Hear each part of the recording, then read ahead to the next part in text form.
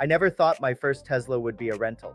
I'm standing here at a Walmart in Dallas while this Tesla Model Y is charging, and honestly, this has been one of the biggest driving adjustments I've ever had to make. When I picked up my rental at budget at DFW Airport, the agent asked me, "Would you be willing to take an electric vehicle? You're only renting it for 24 hours, so you don't even have to recharge it. Just bring it back with whatever battery is left." I told her, "Only if it's a Tesla." She smiled and said, "You're in luck." So that's how I ended up driving my very first Tesla. The learning curve? Steeper than I expected. First, there's no traditional key. You get this little plastic key card. To unlock the car, you tap it against the B pillar between the front and rear doors. To start driving, you place the card behind the cup holders on the center console. It feels strange at first because you're looking everywhere for a start button that doesn't exist. Then there's the gear selector. In most cars, you shift using the center console. In this Tesla, drive, reverse, and park are all controlled by the stalk next to the steering wheel. It took my brain a while to stop reaching for the center console every time I wanted to back up.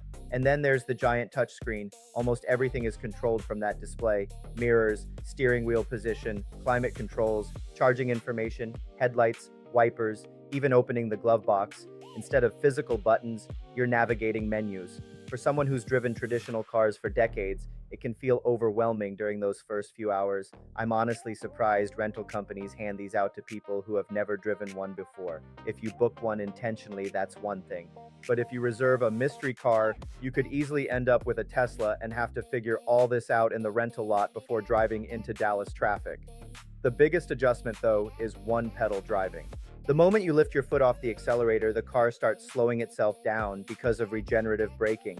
Instead of wasting energy as heat through the brakes, the car converts much of that slowing into electricity and sends it back into the battery. The first few miles, I was driving like a complete beginner. I'd let off the accelerator the way I normally do, and the car would slow much harder than I expected. It made my driving pretty jerky until I learned to ease off the pedal gradually. Once you get used to it, you barely touch the brake pedal except for harder stops or emergencies. It's actually pretty clever. Another thing I learned is that battery miles aren't always equal to road miles.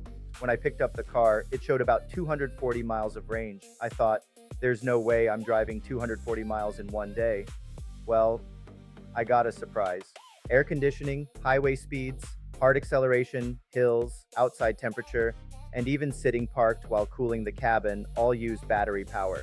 The displayed range can drop faster than the actual distance you're driving, especially in hot Texas weather. Every time you walk away and lock the car, it automatically powers down, folds the mirrors, closes the windows if they're open, and keeps protecting the battery and cabin. All of those systems use energy too. So, unlike a gas car, you pay much closer attention to your remaining range. That's why I stopped here at Walmart. One thing I discovered is that many Walmart locations have Tesla Superchargers.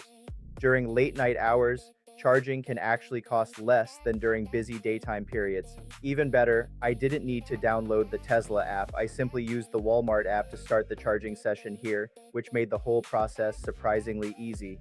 A few other things stood out. The acceleration is incredible. Even without flooring it, the instant torque makes merging onto highways effortless. The car is also remarkably quiet.